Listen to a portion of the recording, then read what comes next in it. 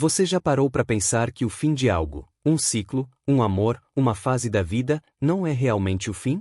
Maíse Braga nos leva a uma reflexão profunda e urgente. O que parece acabar na verdade está apenas começando em outro nível. Nesta palestra transformadora, você será convidado a enxergar o término não como derrota, mas como portal para crescimento espiritual. Episódios dolorosos, rupturas, despedidas e perdas, não são castigos, são convites da alma para evoluir. E não é só teoria. Maíse compartilha histórias, símbolos, exemplos históricos e espirituais que mostram que cada final carrega sementes de renovo, oportunidade e consciência elevada. Quando uma fase termina, você consegue ver o que aprendeu? O que você deixou para trás? O que está pronto para renascer dentro de você? Prepare o coração. Porque essa mensagem não vai apenas tocar sua mente. Ela vai mexer com suas escolhas mais íntimas. Se inscreve, ativa o sininho e comenta depois. Qual fim da sua vida você está pronto para transformar em começo? Quando a Revolução Francesa acabou, em 1794, com o pescoço de Robespierre numa cesta, parecia o fim de tudo, mas era o início da tentativa de igualdade entre todas as pessoas do mundo. Quando a monarquia acabou no Brasil, o Brasil da escravidão, o Brasil dos privilegiados, houve uma tentativa de uma sociedade que privilegiasse direito e justiça para todos. E vocês vão reparar que quando os espíritos me ajudaram a formatar essa palestra, a palavra tentativa aparece aos montes, porque é sempre uma tentativa. Quando Cristina estava lendo a mensagem de Pedro II, me recordei de que os espíritos amigos sempre nos lembram que Ismael é o protetor espiritual do Brasil e que o homem na Terra muitas vezes não consegue fazer determinadas coisas, ou por injunções políticas, ou por injunções emocionais, ou por sua própria atitude, às vezes menos nobre, e precisa de um empurrãozinho.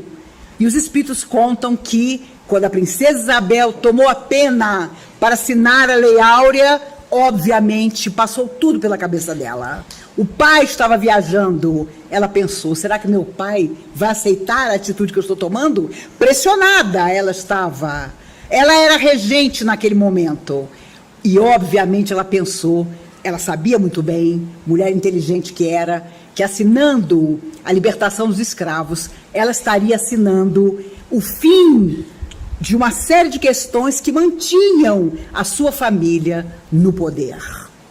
E os amigos espirituais contam que ela, com a pena na mão, pensando, e nas nossas horas finais, seja do que for, por um instante, nós pensamos, sentimos, e muitas vezes recuamos.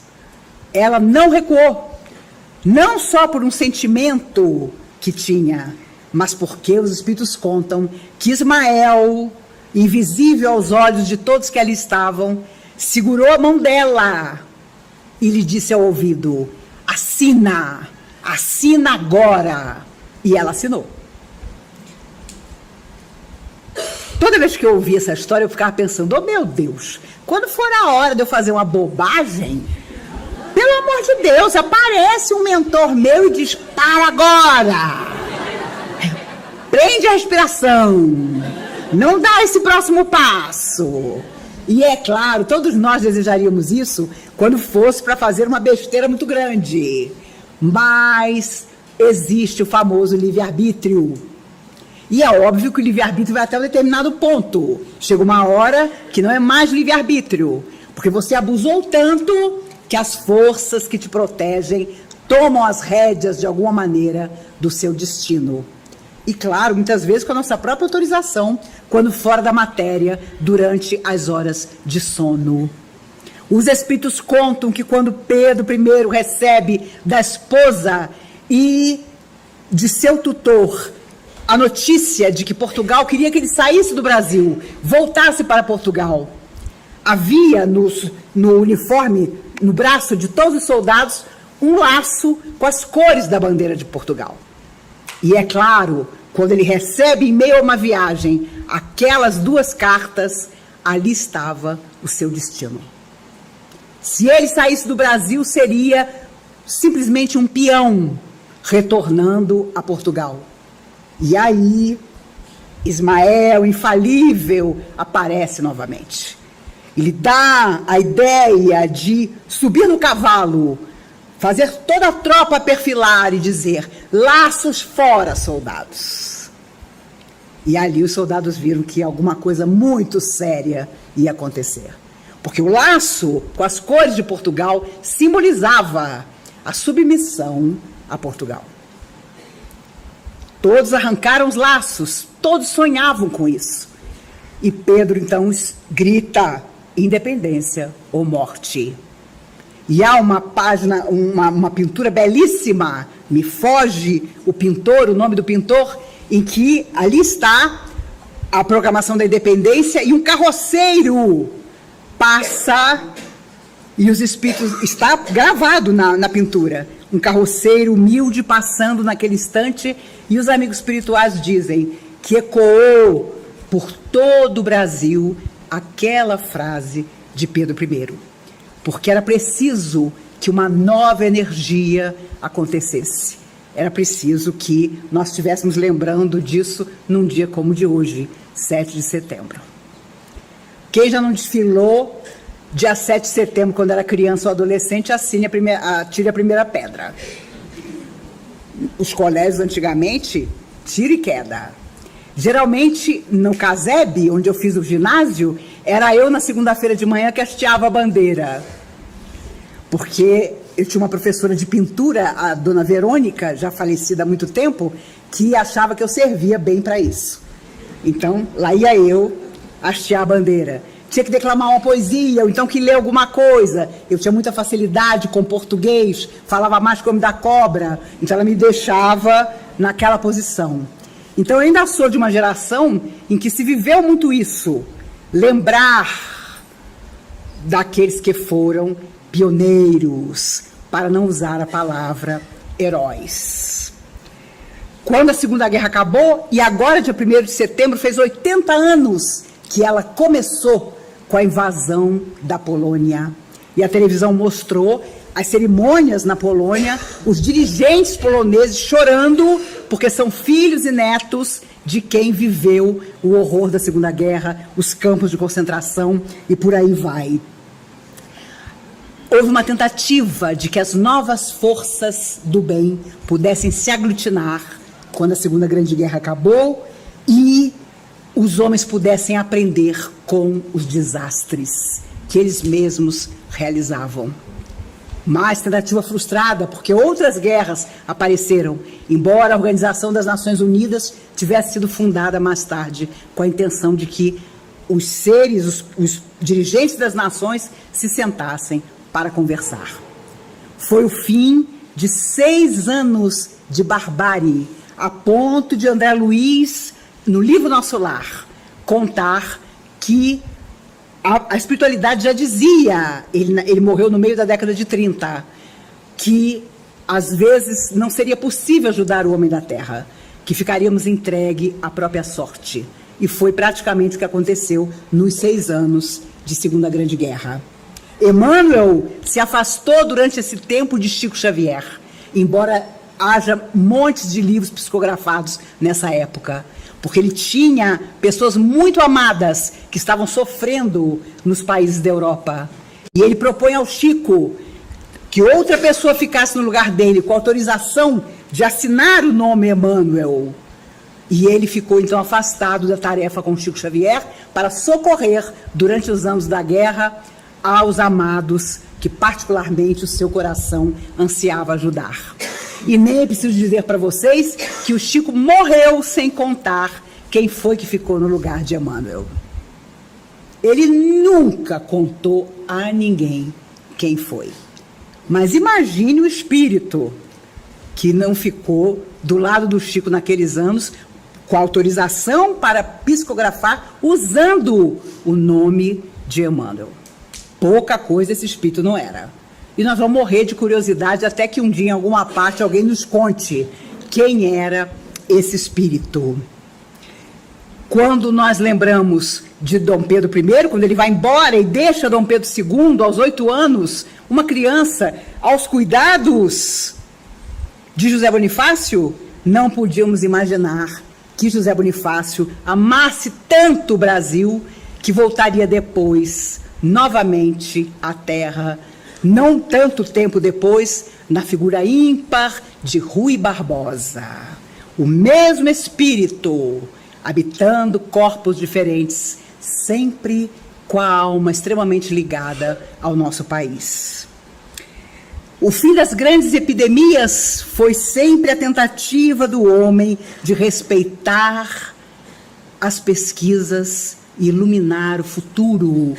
Quantos pesquisadores morreram anônimos, mas cujo trabalho trouxe para todos nós facilidades para a nossa saúde inimagináveis.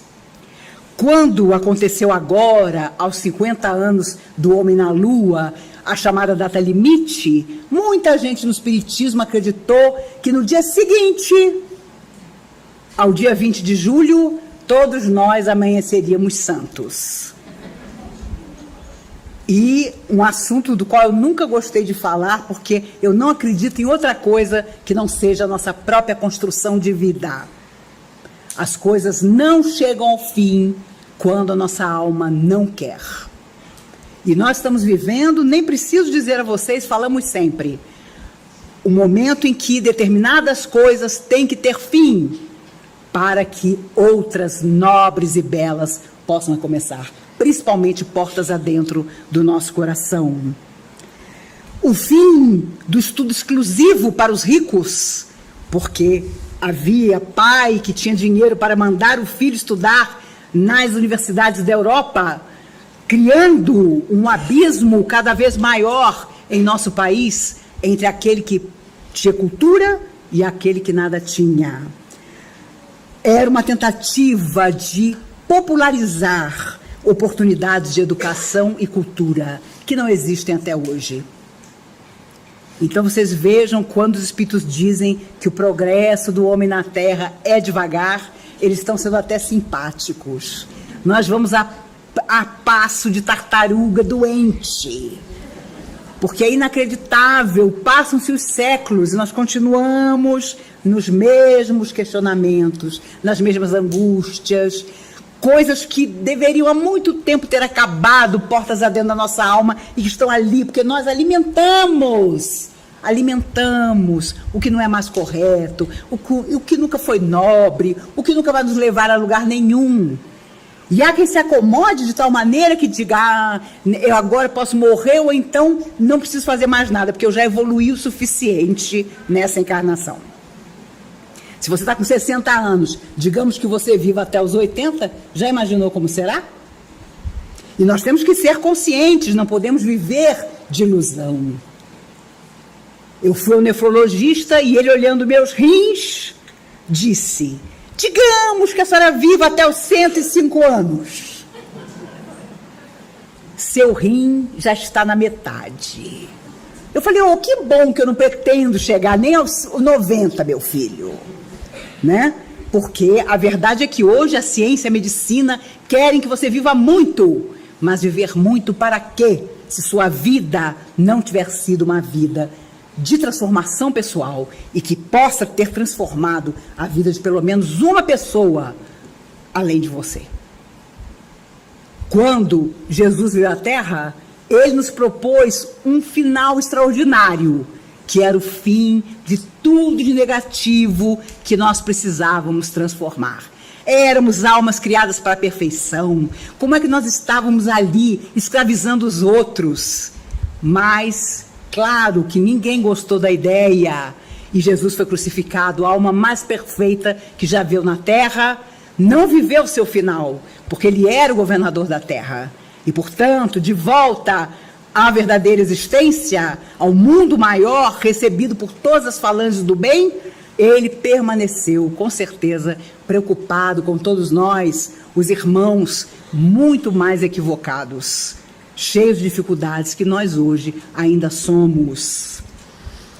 O fim da escravidão que o povo judeu vivia entre os romanos, entre os egípcios, todas as épocas da humanidade, o povo judeu sempre passando por enormes lutas.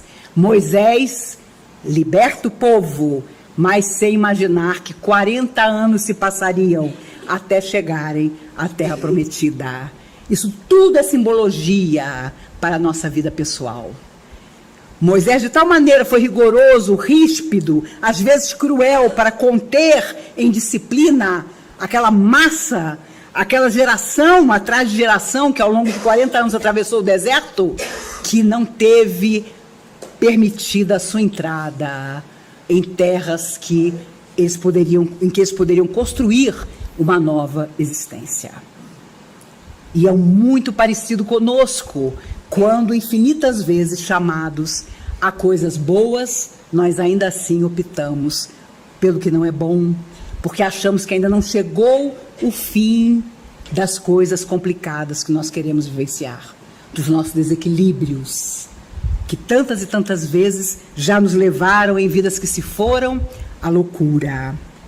O fim do Egito, dos Incas, da Mesopotâmia, com certeza essa missão cumprida dessas raças que vieram de outros planetas tinham que trazer avanço ao planeta Terra, mas trouxeram também escravidão, preconceito, porque você mergulha na carne e os caminhos se sucedem. A escolha é sempre sua. E a hora de mudar é você que escolhe também. Com certeza, nessa atual vida, todos nós aqui encarnados na Terra estamos buscando definitivamente a nossa redenção espiritual. Inegável, não importa a idade física que tenhamos. E como vai ser o fim dos nossos padecimentos, só nós vamos poder decidir. Embora os Espíritos nos lembrem que há provas e há expiação. Quando você vive uma expiação, é o passado que retorna e muitas vezes você não pode modificar. Quando são provas, muitas vezes não estavam pré-determinadas, mas elas surgem para ferir quanto de bem a nossa alma já possui. No Livro dos Espíritos, capítulo 6º, Kardec fala sobre a lei de destruição, porque tudo aquilo que você destrói, você precisa depois reconstruir. E a primeira pergunta que ele fez aos espíritos foi: a destruição é uma lei da natureza? E a resposta dos espíritos foi: é necessário que tudo se destrua para renascer e se regenerar, porque isso a que chamais destruição nada mais é do que a transformação, cujo objetivo é a renovação e o melhoramento dos seres vivos.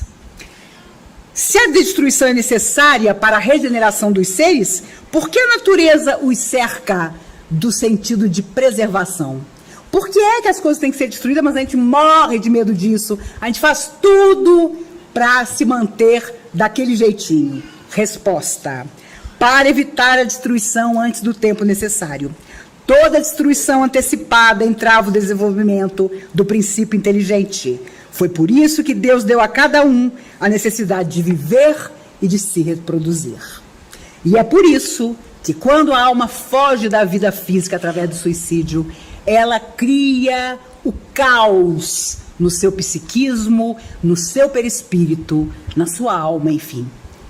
Porque ela rompe um processo que ela deveria vivenciar até o fim. E é claro, sempre lembrando que nós estamos no Setembro Amarelo, mês de combate ao suicídio, e lembrando que a segunda causa de morte hoje entre jovens de 15 a 29 anos é suicídio. A segunda causa entre jovens de 15 a 29 anos. Portanto, é algo que nós não podemos ignorar de jeito nenhum. Porque ou a sociedade para e resolve discutir sobre isso, ou as futuras gerações estarão completamente comprometidas. Quantas pessoas que reencarnaram para grandes tarefas e aos 13, 14 anos estão fugindo da vida? É impossível, mas está acontecendo. Nos Estados Unidos há um fenômeno atual Meninos e meninas de 9 anos estão se suicidando. 9 anos. Crianças. Em janeiro, um menino de 9 anos matou-se. O pai, inconformado, foi à escola. Entrevistou todos os colegas do menino, todos com 9 anos de idade. E todos disseram ao pai: meu Deus, todos nós adorávamos seu filho. Que menino, era nosso colega, nosso amigo. Nunca houve nada entre nós e ele. Quando esse pai voltou para casa, abriu o computador do menino. Os mesmos meninos que haviam dito a ele no colégio: adoramos o seu filho e não sabemos por que ele fez isso, cobriam o menino de bullying covardes através do computador. E esse pai está indo de escola em escola nos Estados Unidos para falar do medo que ele está tendo de meninos de 9 anos, como tinha 9 anos o filho dele. Porque se isso não for corrigido, poderemos dizer que essas crianças de 9 anos eram verdadeiros psicopatas. Com 9 anos de idade. Eu sempre, quando sei dessas histórias, fico pensando que a medicina, a ciência, vai começar a acreditar em reencarnação por causa disso. Como é que ali, naquele menino de 9 anos, está uma pessoa perversa, alguém que espera o colega entrar em casa e acaba com ele através do computador, e depois mente totalmente ao dizer ao pai do menino suicida que adorava o menino. Meu Deus do céu, precisamos ter os olhos muito abertos para essas coisas, porque há pais e mães que se esquecem da enorme responsabilidade que temos. Não haverá final para a responsabilidade de um pai e de uma mãe, porque vão nos perguntar com certeza o que nós colocamos no coração dos nossos filhos. Não duvidemos disso, nós vamos prestar conta. Se você não se sente hábil, se você não tem vontade nem vocação, não tenha filho. Porque filho é para essa vida e além da vida também. É claro que trocamos de posição entre uma vida e outra, mas aqueles que vêm sob a nossa tutela, nos nossos braços, é para serem educados. Ou, se quisermos falar de reencarnação, reeducados. Uma vez um amigo espírita também como eu me deu um cartão de aniversário engraçadíssimo. Era o Snoopy, o cãozinho, dizendo: parabéns pelo seu aniversário. Aí você abria, estava escrito: mas, se você acredita em reencarnação, feliz retorno. Nunca mais eu achei esse cartão. E era um cartão formidável para nós espíritas trocarmos entre nós, não é? Porque a verdade é que o nosso retorno à Terra se fará quantas vezes forem necessárias, enquanto a nossa energia for igual à do planeta Terra. Então não adianta dizer: nossa, eu renasci equivocado, eu sou mais evoluído que esse planeta, o que eu estou fazendo aqui? Os espíritos gostam de lembrar, cada vez que nós saímos do corpo durante as horas do sono e voltamos, nos encapamos da energia que é nossa e que é do planeta. Por isso agora é a hora decisiva, porque o planeta vai avançar. Nós avançamos com ele ou seremos convidados a nos retirar para planetas inferiores à Terra. E obviamente nós não queremos, embora muita gente também de repente pense: eu vou ficar num planeta inferior porque lá em terra de céu quem tem um olho é rei. Eu vou chegar lá e já vou virar presidente da república de algum país. Mas não, nós vamos implorar para voltar à Terra mesmo, que já está bom. Mas é claro que depois de uns 400, uns 500 anos descansando. Para confortar os amigos que têm ficado desanimados com tudo que vem acontecendo no mundo, eu costumo dizer a eles que nós temos a opção de ficar 500 anos embaixo de uma mangueira. E vendo as pessoas passarem, nós vamos dizer: vão com Deus. E sem necessidade de querer voltar rapidamente. Porque, com certeza, a cada nova existência, nós vamos planejar com mais detalhes as coisas boas. Ah, se hoje eu fosse rico, eu fazia caridade com dinheiro, eu não ia deixar o dinheiro só para mim. Se isso for verdade, se não nessa vida, numa outra, quem sabe você tenha de novo a grande prova da riqueza. Eu estou usando a palavra dos espíritos, porque Maís e eu, pessoa, não acredito que haja muita prova em ser rico. Vou ser sincera. E quem de vocês está escolhendo qual boleto do mês você vai pagar, concorda comigo. Amigos queridos têm me dito, esse mês paguei condomínio, mas deixei a luz. O brasileiro, do jeito que é, com certeza criativo, ainda vai criar para o mundo inteiro um sistema de semi-pagamento. Vocês vão ver, e vai ser sempre um brasileiro que vai inventar isso. Agora você vai no shopping e quando você vai pagar uma coisa que você comprou, geralmente você é fuzilado pela moça do caixa que pergunta: a senhora não vai usar o cartão da loja? E aí eu digo: ô, minha amiga, nunca tive cartão de loja. O quê? A senhora nunca teve cartão de loja? Não, também nunca tive celular. Aí a conversa acaba. Eu percebo que a pessoa recua de medo de mim. Gente, eu não vou discutir com essa mulher, porque se essa mulher nunca teve celular, ela não é. Ela deve ser monitorada pela família. E aí eu disse à mocinha: minha filha, eu só compro alguma coisa quando eu tenho dinheiro. Aprendi isso com meu pai e com meu avô. Não se dá um passo maior que a perna. O Banco do Brasil, meu pai morreu há 18 anos, o Banco do Brasil ligava para ele: mas como que o senhor não tem um cartão de crédito? Como que o senhor não tem cheque especial?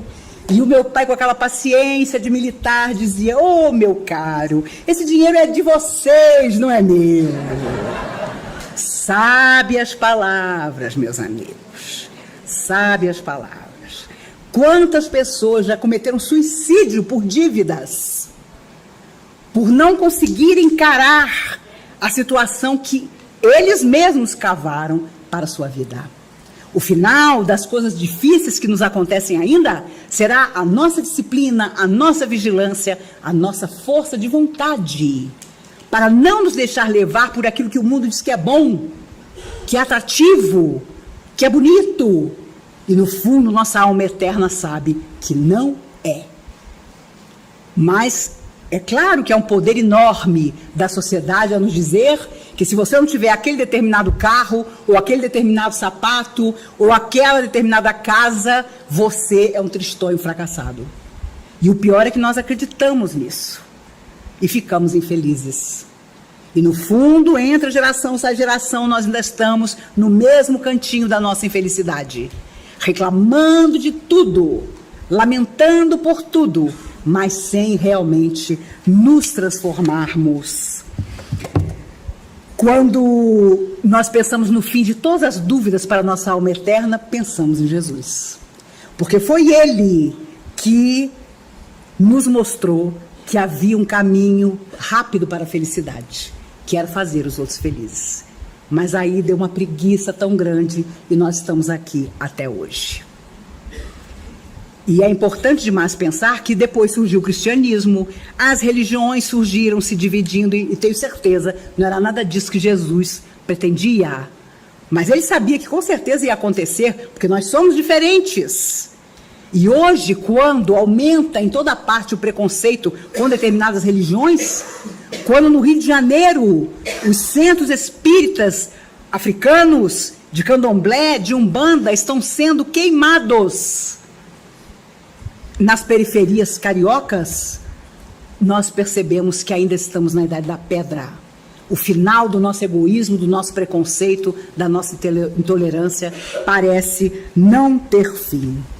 Um ano antes de morrer, em 1962, Marilyn Monroe disse à sua secretária que estava sentindo uma tristeza profunda.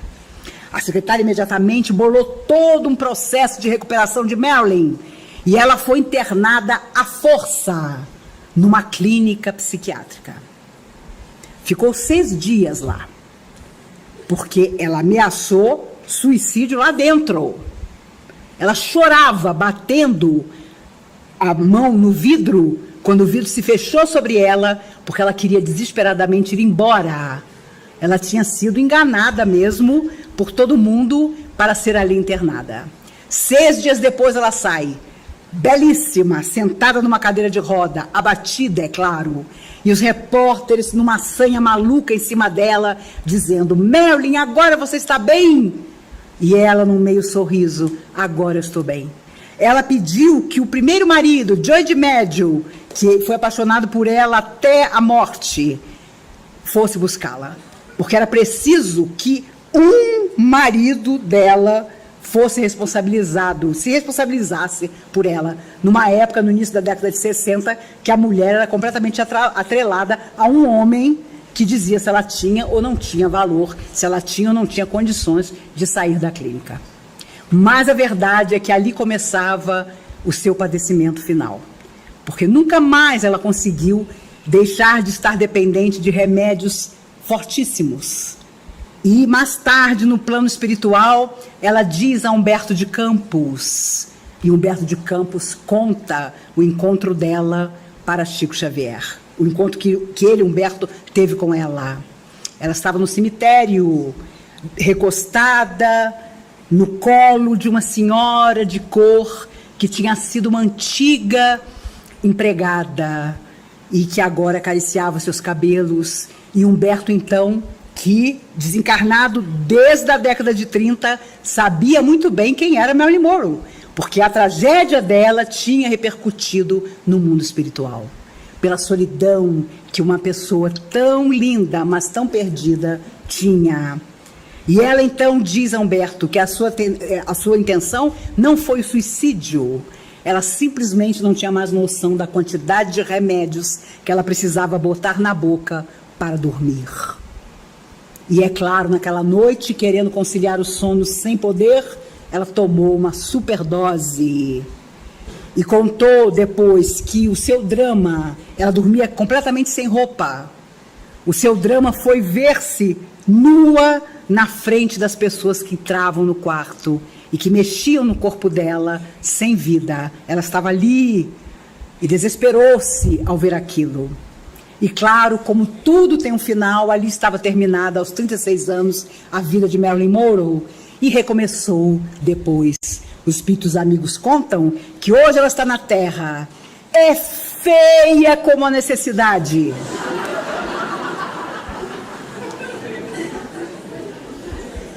Ela mesma pediu. É feia como a necessidade, mas tem uma voz maravilhosa. Dizem os espíritos que é assim que ela voltou. E olha, voltou até relativamente cedo, porque ela desencarnou em agosto de 62.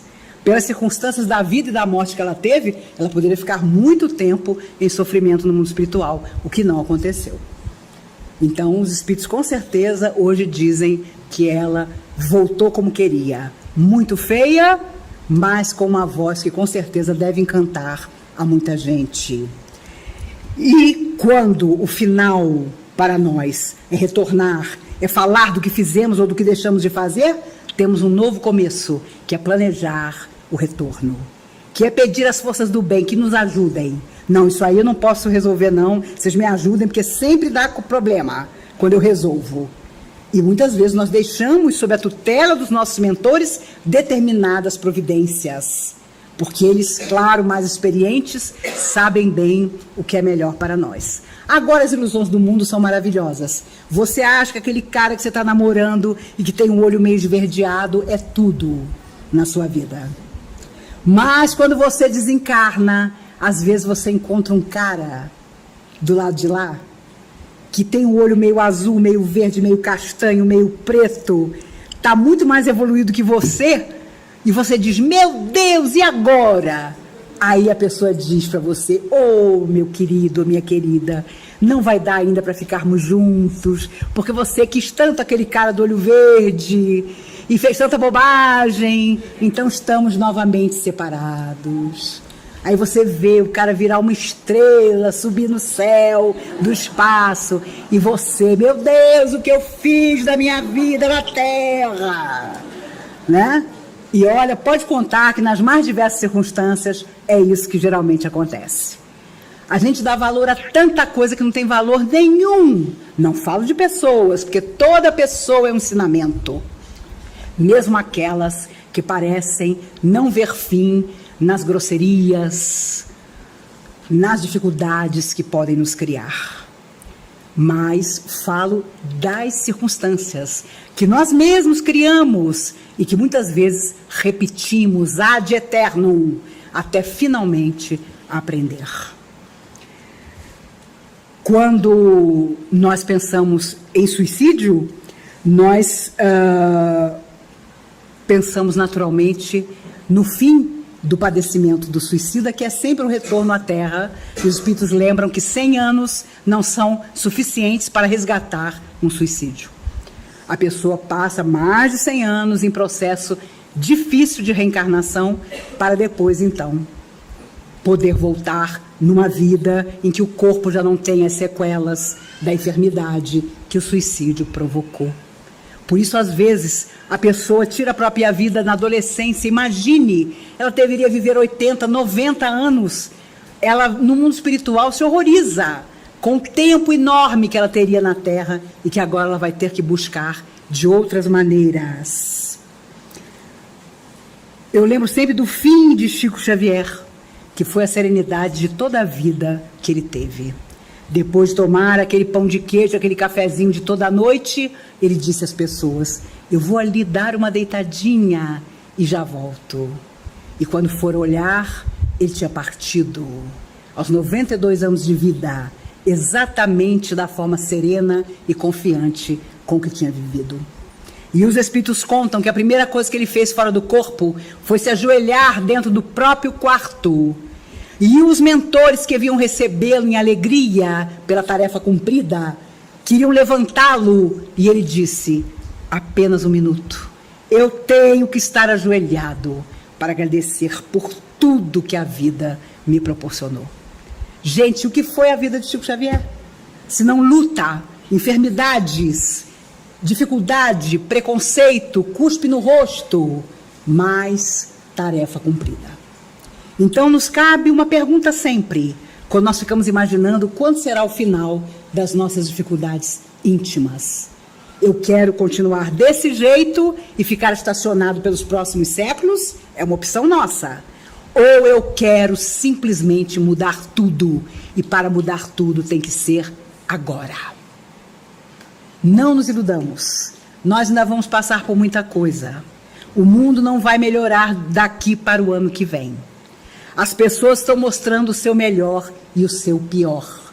O que nós não podemos permitir é que toda a onda de pessimismo, de dificuldades reais que as pessoas estão vivendo, causem tanto impacto em nós, que nos façam acordar com desânimo, nos façam pensar que nada vale a pena, nos façam olhar quem nos ama com desprezo até, nos faça pensar que, meu Deus, seria melhor que eu não estivesse mais aqui, como milhões de pessoas estão fazendo. Nós não podemos ser milhões. Cada um de nós é um universo. E se acreditamos, não importa se no espiritismo, no catolicismo, no budismo ou em nós mesmos, nós precisamos manter a nossa fé com toda a coragem do nosso coração. A coragem deve ser a grande arma da nossa vida para os próximos anos que ainda nos restam na Terra. Eu vejo aqui tantos meninos e meninas, tantos jovens. E eu, claro, o pessoal coroa como eu deve pensar, eu daria tudo para ser jovem novamente. Eu confesso a vocês que eu não daria nada. Porque a juventude tem umas coisas que a gente depois olha quase com romantismo, mas não era essa bola toda, não. Quando você fica maduro, se o seu espírito é velho, cada vez você está melhor. E aqui, excetuando uma ou duas exceções, não tem nem os 5 dedos da mão, somos todos almas milenárias. Por isso, quanto mais o tempo passar, mais confortáveis deveremos estar na nossa atitude, na nossa maneira de reagir à vida. Precisamos ser mais do que pó, como dizia Eurípides Barçanufo. Carlos Cachaça foi um grande compositor do morro.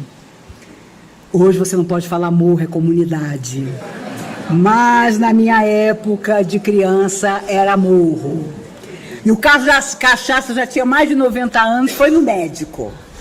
Os amigos, Cartola, todo mundo, você está indo no médico? Ele, pra quê que eu vou no médico? Ele bebia diariamente cachaça.